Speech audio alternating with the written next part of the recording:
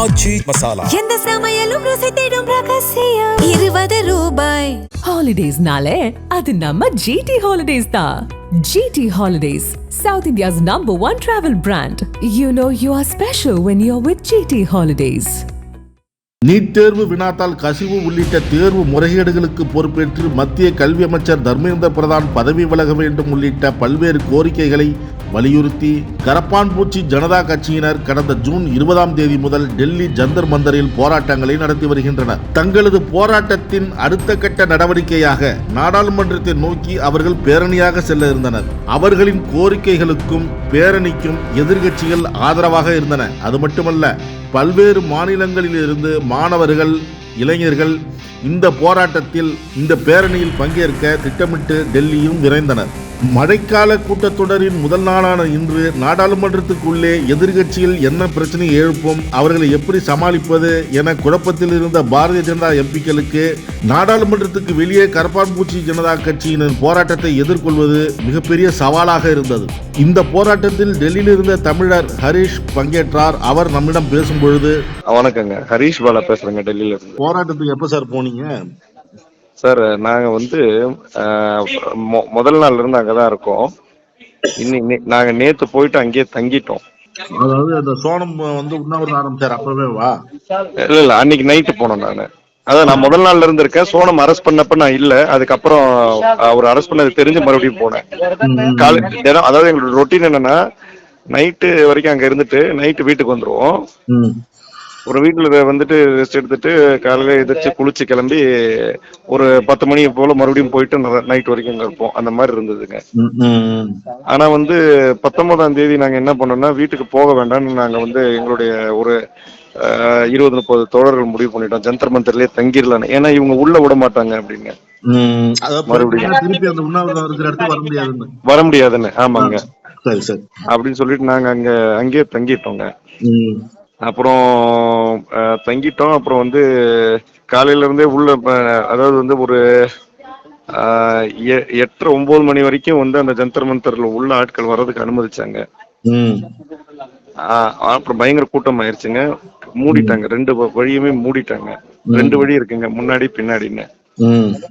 அந்த ஜந்தர் மந்தர் பாத்தீங்கன்னா, அது அந்த ப்ரொடெஸ்ட் ஏரியா பாத்தீங்கன்னா ஒரு ரோடுங்க. அந்த ரோட்டுக்கு நடுவுல தான் ஸ்டேஜ் போட்டு, அந்த ரோடு பின்னாடியும் போகும், முன்னாடியும் இருக்கும். அதுல 2 பக்கமும் என்ட்ரன்ஸ் பண்ணி அலோவ் பண்ணாங்க இந்த ப்ரொடெஸ்டுக்குங்க. பொதுவா எல்லா ப்ரொடெஸ்டுமே அங்கதான் நடக்கும், அப்படிதான் நடக்குங்க. சோ அப்ப என்ன பண்ணாங்கன்னா, 2 வழியுமே அடைச்சிட்டு உள்ள யாரையும் பெருசா விடலைங்க. அப்புறம் காலையில அந்த பேரிகேட்டு, முதல் பேரிகேட், அதாவது ஜந்தர் மந்தர்ல மேடைக்கு எதிராக இருக்கிற முதல் பேரிகேட்டு, அந்த பேரிகேட்ல கரண்ட் சார்ஜ் வச்சிருந்தாங்க. அதுல தொட்டு கீழே விழுந்து 2-3 பேர் அடிபட்டதுங்க.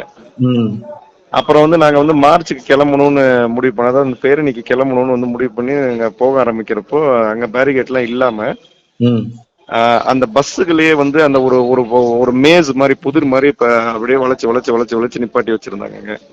அங்கங்க பேரிகேட்ஸ் எல்லாம் போட்டு, அதாவது அவங்க அந்த பஸ் அந்த வழியாவே தான் நம்ம போக முடியும், வேற எங்க சந்து புந்துல நுழைஞ்சிடக்கூடாதுங்க. போயிட்டு இருந்தோம். போயிட்டு இருக்கிறப்ப ஒரு இடத்துல இதுக்கு மேல நீங்க போக முடியாது அப்படின்னாங்க. அந்த இடத்துல சந்திரசேகர் ஆசாத்னு சொல்லி உத்தரப்பிரதேச MP, பீம் சேனாவுடைய தலைவர், அவரு அங்க பேசினாருங்க. இதுக்கு மேல நம்ம போலாமா வேணாமா, நான் அங்க போயிட்டு பேசிட்டு வரேன், நாடாளுமன்றத்துல போய் நான் பேசுறேன், நீங்க பொறுமையா இங்கே இருங்க, நாடாளுமன்றத்தை நோக்கி இப்போதைக்கு இப்ப வராதிங்க, இவங்களுக்கு உங்களை என்ன வேணா பண்றதுக்கு இது பண்றாங்க அப்படின்ற மாதிரி அதை சொன்னாருங்க. அப்புறம் அவர் சொல்லிட்டு 1 மணி நேரம் டைம் கொடுத்துட்டு போயிட்டாருங்க. அதுக்குள்ள எங்க என்ன இன்னும் அங்க இருக்கிற ஜாமர் எல்லாத்தையும் ஜாமர் வச்சு போன் எல்லாம் இது பண்ணிட்டாங்க. நட்டா வீட்டுக்கு இவங்க பேச்சுவார்த்தைக்கு போறதா ஒரு செய்தி இருந்ததுங்க. அதுவும் என்னன்னு யாருக்குமே தெரியாம கன்ஃபியூஷன்ல என்ன பண்றாங்கன்னா, ஒரு சிலர் நாடாளுமன்றத்தை நோக்கி போறோம்னு சொல்லி சில பேர் போயிட்டாங்க. ஆனா பெரும்பான்மையினர் அங்க அதாவது போயிட்டாங்கன்னா, இப்ப நாடாளுமன்ற கிட்டக்கு போல, அதுக்கு அந்த ரோடு வழியா போனாங்க. அந்த இடத்துல இப்ப அந்த ரோடுடைய இடத்து முனையில மறுபடியும் பேரிகேட்டிங் எல்லாம் பண்ணி வச்சிருந்தாங்க. அங்க இருந்து டியர் கேஸ் அடிச்சாங்க. டியர் கேஸ், அதுதான் முதல் டியர் கேஸுங்க. அதுதான் முதல் டியர் கேஸ். அந்த டியர் கேஸ் அடிச்சு அங்க இருக்கிற உங்களை எல்லாம் லத்தி சார்ஜ் பண்ண ஆரம்பிச்சாங்க. இப்ப நாங்க வந்து திருப்பி வந்து வேற வழி இல்லாம பின்னாடி வர வேண்டியதா இருக்குங்க. பின்னாடி வந்து திருப்பி ஜந்தர் மந்தருக்குள்ள நாங்க போயிட்டோங்க. ஜந்தர் மந்தருக்குள்ள போயிட்டு நான் வந்து அந்த ஒன் ஆஃப் த கோர் டீம்ல இருக்கிறதுனால அந்த மேடைக்கு போயிட்டேங்க. என்ன நடக்குதுன்றத இவங்களுக்கு அங்க டியர் கேஸ் நடக்கிறது தெரிவிக்கணும்ன்றது நான் மேடைக்கு போயிட்டேங்க. அதுக்குள்ள இந்த பக்கம் என்ன நடந்திருக்கு அப்படின்னா, அந்த மேடைக்கு பின்னாடி ஒரு ரோடு சொன்னேன் இல்லைங்களா, அந்த இடத்துல வந்து பேரிகேட்டிங் பண்ணி அந்த இடத்துல டியர் கேஸ் ரெடியா வச்சிருந்திருக்காங்க. அத பாத்துட்டு அபிஜித் தீப்கே, பிரகாஷ் ராஜ், சோனம் மஞ்சு கூட ஒய்ஃப், இவங்க 3 பேரும் வந்து அங்க இருந்து அந்த பேரிகேட்டுக்கு கொஞ்சம் முன்னாடியே வந்து ஒரு வண்டியில ஒரு லாரியில வந்து ஸ்பீக்கர் எல்லாம் கட்டி அதுக்கு மேல ஏறி உட்கார்ந்து இருந்தாங்க. இப்ப மேடைக்கும் முதல்ல அந்த சந்திரசேகர் ஆசாத் பேசின இடத்துக்கும் அப்புறம் அபிஜித் தீப்கே இடத்துக்கும் கம்யூனிகேஷன் இல்ல. ஏன்னா மொபைல் ஜாமர் ஆயிட்டு வச்சுட்டாங்க. அது எங்களால கம்யூனிகேட் பண்ணிக்க முடியல. அப்புறம் என்னன்னா, அந்த மேடையில இருந்து பார்த்தா 2 சைடு ரோடும் தெரியுங்க. நாங்க பாக்குறோம் 2 சைடுல இருந்தும் டியர் கேஸ் அடிச்சுக்கிட்டே போலீஸ் உள்ள வந்தாங்க. அது ஒரு பாயிண்ட்டுக்கு அப்புறம் டியர் கேஸ் நிறுத்திட்டு லத்தி சார்ஜ் வந்து ஆரம்பிச்சு 2 சைடுல இருந்து நெருக்கி நெருக்கி நெருக்கி நெருக்கி நெருக்கி நெருக்கி நெருக்கி நெருக்கி மேடை கிட்ட வந்து எல்லாரையும், அதாவது கொஞ்சம் கூட பாரபட்சமே பார்க்காம அங்க இருக்க பெண்களு எல்லாரையுமே அடிச்சாங்க. அங்க கீழே பாத்தீங்கன்னா மேடைக்கு கீழே வந்து என்னன்னா, காலையில இருந்து போராட்டம் உள்ள நடக்கிறதுனால தண்ணி கிடைக்கலங்க. காற்று ஆக்சிஜன் லெவலும் குறைவா இருந்தது. வெயில வந்து இங்க டெல்லி வெயில் உங்களுக்கு தெரியும், அந்த ஹியூமிடிட்டி அதிகமா இருந்ததுங்க. அதனால நிறைய பேர் மயக்கம் போட்டு விழுந்தவங்க அவங்க இவங்கன்னு சில பேருக்கு ஒரு பக்கம் மேடைக்கு கீழே ட்ரீட்மெண்ட் கொடுத்துட்டு இருந்தோம். இன்னொரு பக்கம் வந்து இந்த உண்ணாவிரதத்துல சோனம் கூட உண்ணாவிரதம் இருக்கிறோம்னு சொல்லி ஒரு 10 மாணவர்கள் இருக்கிறாங்க. தனித்தனியா வெவ்வேறு அமைப்பை சேர்ந்தவங்க. அவங்களையும் அங்க உட்கார வச்சிருந்தாங்க. அவங்க அந்த ட்ரீட்மெண்ட் கொடுக்குற இடம் கூட பார்க்காம வந்து எல்லாரையும் அடிச்சு நவுத்தி இது பண்ணிருக்காங்க. இப்ப நான் வந்து அதுக்கப்புறம் வந்து நாங்க வந்து திருப்பி அங்க ஜந்தர் மந்தர்ல இருந்து வெளியே வந்துட்டு எங்கேயாவது போகணும் அப்படின்னா எல்லா ரோடையும் அடைச்சு, அதாவது எப்படி சொல்றதுக்கு, அந்த எல்லா ரோடையும் அடைச்சு ஒவ்வொரு ரோடோட ஜங்ஷன்லயும் டியர் கேஸ் போடுறாங்க. நாங்க வெளியவும் போக விட மாட்டேங்கிறோம். அடிச்சாச்சு. இப்ப சில பேருக்கு ரொம்ப முடியலங்கிறீங்களா? இப்ப மருத்துவமனைக்கு பக்கத்துல ஏதாவது அவங்க ஆச்சுட்டு போனாங்களா, நீங்களா ஏதாவது போய் அட்மிட்? இல்லைங்க, நாங்கெல்லாம் அவங்கவுங்க தப்பி இப்ப நிறைய பேர் அங்கங்க போயிருக்கிறாங்க. நாங்களும் அதே மாதிரி அங்க எங்கேயோ சுத்தி வந்து அதாவது என்ன சொல்றது, அந்த நாள் வெளியே வர்றது எல்லா வழியும் அடைச்சு டியர் கேஸ் அடிச்சு உள்ள லட்டி சார்ஜ் பண்ணாங்க. சொல்றது புரியுதுங்க உங்களுக்கு? அதாவது ஒரு 2 கிலோமீட்டர் சுற்றளவு ஃபுல்லா அடைச்சு உள்ளேயே இது பண்ணி அப்புறம் நாங்க இந்த சந்து புந்துல தப்பி எகிரி குதிச்சு வந்தாங்க. அப்புறம் நாங்க எங்க கட்சி அலுவலகத்துக்கு வந்து அதுக்கப்புறம் அங்க இருந்து ஒரு யாரெல்லாம் எல்லாமே செதறிட்டோம் இல்லைங்களா, எல்லாரும் ஒவ்வொருத்தவங்களா கட்சி ஆபீஸ்க்கு வர ஆரம்பிச்சாங்க. நாங்களாம் ஆம்புலன்ஸ் போன் பண்ணி ஆம்புலன்ஸ் வந்து எங்களை இங்க கூட்டிட்டு வந்ததுங்க. அவங்க கூட யாரும் கூட்டிட்டு போல. அதுல எங்க தோழர் ஒரு 2 பேரை போலீஸ்காரங்க வந்து அரெஸ்ட் பண்ணி பார்லிமெண்ட் ஸ்ட்ரீட் போலீஸ் ஸ்டேஷனுக்கு கூட்டு போயிட்டாங்க. அங்க உள்ள வச்சு அடிச்சிருக்காங்க. அதாவது லாத்தி சார்ஜ் இல்லைங்க, அவங்க உள்ள வச்சு அடிச்சிருக்காங்க ஒரு தோழரை.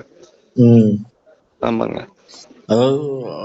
இது போல பலரா இல்ல 25 பேர் அந்த ஒரு ஸ்டேஷன்ல மட்டும். இப்ப அவரு சொன்ன தகவல் என் கூட தான் இருக்காரு. இப்ப அவரு இதே ஹாஸ்பிட்டல் தான் அட்மிட் ஆயிருக்காருங்க. அந்த ஒரு ஸ்டேஷன்ல மட்டும் 25 பேரு. அப்புறம் சிபிஐ பொதுச் செயலாளர் டி ராஜா போய் அந்த 25 பேரையும் விடுவிச்சு கூட்டிட்டு வந்தாருங்க. அந்த எத்தனை போலீஸ் ஸ்டேஷன்ல எத்தனை பேர் அங்க இருக்கிறாங்கன்றது இன்னும் தெரியலங்க. ஆமாங்க. அதாவதுங்க அந்த போராட்டத்தை வந்து கொஞ்சம் உயரமான இடத்துல இருந்து அந்த மேடையில இருந்து நான் அதை பார்த்தவன்ற முறையில இவ்வளவு ஒரு ப்ரூட்டலான அட்டாக் வந்து நடக்கும்னு யாருமே எதிர்பார்க்கவே இல்லை சார். நாங்க என்ன நினைச்சோம் அப்படின்னா வந்து இப்ப கவர்மெண்ட் அதுக்குள்ள எங்களுடைய டிமாண்டுக்கு வந்து அவங்க வந்து ஹீட் பண்ணுவாங்கன்னு நினைச்சோம். இன்னைக்காவது ஹீட் பண்ணிடுவாங்கன்னு தான் நினைச்சோம்.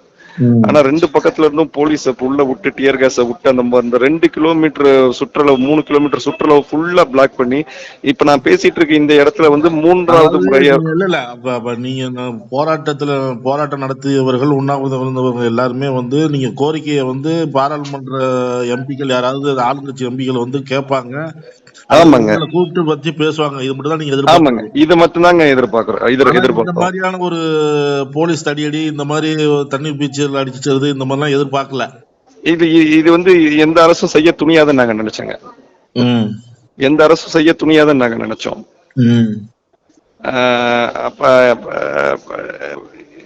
அதுதான் வந்து உண்மையான விஷயம். ஏதாவது கூட்டிட்டு வருவாங்க, இப்ப ஏதாவது பேசுவாங்க, ஏதாவது பேச்சுவார்த்தைக்கு இது பண்ணுவாங்க. பங்கேற்றவர்கள் எல்லாருமே அதிகமானவர்கள் மாணவர்களா? மாணவர்கள், இளைஞர்களுங்க. இது வந்து மாணவர்கள் டெல்லியில இருக்கிற மாணவர்கள் மட்டும்தான்? இல்லைங்க. இப்ப அதாவது என் கூட வந்து நாங்க ஒரு 120 பேர் ஒன்னா போராட்டத்துல கலந்துக்கிட்டோங்க. அதுல வந்து பாத்தீங்கன்னா வந்து மகாராஷ்டிராவை சேர்ந்தவங்க இருக்காங்க, மத்திய பிரதேஷ், பஞ்சாப், ஹரியானா, அந்த மாதிரி. அதே மாதிரி வந்து என்ன இப்ப நிறைய போலீஸ் வந்து இருக்கிறாங்க. நிறைய, அதாவது வந்து பல்வேறு மாநிலத்தை சேர்ந்தவங்க, அதுவும் குறிப்பா வந்து இந்த வட மாநில மகாராஷ்டிரல இருந்து மேல இருக்கிறவங்க நிறைய பேர் இருந்தாங்க. அப்புறம் தென்னிந்தியர்களும் கொஞ்சம் பேர் இருந்தாங்க. ஆமாங்க. அவரு ஒரு 3 நிபந்தனைகள் போட்டிருந்தாருல? ஆமாங்க. அதுல ஏதாவது ஒன்னாவது ஏத்துக்கிட்டாங்களா? எதுவுமே ஏத்துக்கலைங்க. இன்னொன்னு என்ன தெரியுங்களா, எங்க நிறைய பேருக்கு இன்னும் என்ன நடந்துட்டு இருக்குன்னு எங்களுக்கும் புரியலைங்க. சிக்னல் ஜாம் பண்ணிடுறாங்க. இப்பதான் நியூஸ் பார்க்க ஆரம்பிக்கிறோம். இப்பதான் நாங்க நியூஸ் பார்க்க ஆரம்பிக்கிறோம். என்ன எங்களுக்குள்ளேயே கம்யூனிகேஷன் இல்ல. யார் எங்க இருக்காங்கன்றது எங்களுக்கு தெரியல. யார் யார் எங்க இருக்காங்கன்றது தெரியல. தமிழகத்துல இருந்து எத்தனை பேர் சார் போனீங்க? உங்க கூட எத்தனை பேர் வந்தாங்க? நான் டெல்லியிலே தாங்க இருக்கேன். நான் தமிழ்நாட்டுல இல்ல, நான் டெல்லியிலே தான் இருக்கேன்.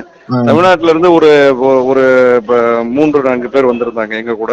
அது இல்லாம நிறைய பேர் இருந்தாங்க. இன்னும் சொல்லணும்னா இன்டெலிஜென்ஸ் போலீஸ பழமொழி பேசுற இன்டெலிஜென்ஸ் போலீஸ் உள்ள வச்சு நாங்க பேசுறதெல்லாம் நோட் பண்ணிட்டு இருந்தாங்க. ஆமா ஆமா. நக்கீரன் டிவிக்கு சப்ஸ்கிரைப் செய்யுங்கள். உங்கள் ஆதரவே எங்கள் பலம். ஆசிரியர்களுக்கு நண்பனாகவும் மாணவர்களுக்கு ஆசானாகவும் திகழும் தேர்வு வழிகாட்டி. ஒவ்வொரு பாடத்திற்கும் அனுபவமிக்க ஆசிரியர்களின் துல்லியமான தெளிவான விடைகள். CNC இருக்கு, தேர்வு பயம் எதற்கு? இது தீரன் பப்ளிஷிங் ஹவுஸ் விற்பனை வெளியீடு.